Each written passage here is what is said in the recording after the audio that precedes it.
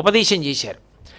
ఆయన ఒక పర్వత శిఖరం మీద కూర్చుని ఒక అరణ్యంలో ఆ నరసింహ మంత్రాన్ని జపం చేస్తున్నారు. అక్కడ అరణ్యంలో ఒక వేటగాడు ఉన్నాడు.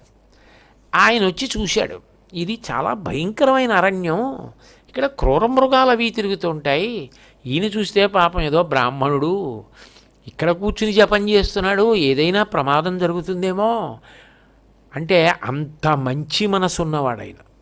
వచ్చి, స్వామి మీరు ఇక్కడ ఎందుకు కూర్చున్నారు, ఇది అరణ్యం కదా, ఇక్కడ కూర్చుని జపం చేస్తున్నారు ఎందుకు, ప్రమాదం కదా అని అడిగాడు. కాదులే ఇక్కడే చెయ్యాలి, నాకు ఒక ఆయన కనపడాలన్నారు. ఎవరు అని అడిగాడు. అడిగితే నీకు చెప్పినా అర్థం కాదులే, కింద నరుడు, కిందేమో మనిషి, పైనేమో సింహం, అట్లా ఉంటాడు, ఆయన ఎక్కడ ఉంటాడని అడిగాడు. అంటే ఈ అడవిలోనే ఉంటాడు అన్నారు.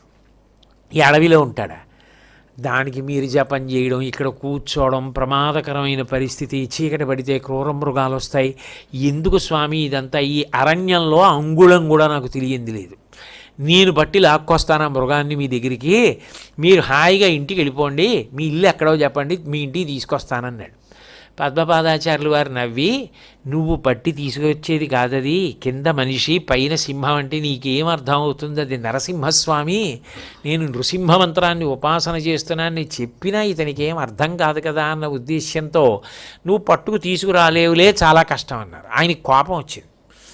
ఈ అరణ్యం అంతా తిరిగేవాడిని నేను, వేటాడేవాడిని నేను, నాకు తెలియకపోవడం ఏమిటి, రేపు సాయంకాలం లోపల మీకు ఆ మృగాన్ని తాళ్లతో కట్టి తీసుకొచ్చి చూపిస్తాను, మీరు బెంగ పెట్టుకోకండి, ఇక్కడ మీరు కంపన కలిగిన చోట ఇక్కడ కూర్చోకండి, ప్రమాదహేతువు అంటే పద్మపాదాచార్యులు వారు నవ్వి, చూద్దాంలే తీసుకురా చూద్దాం అన్నారు.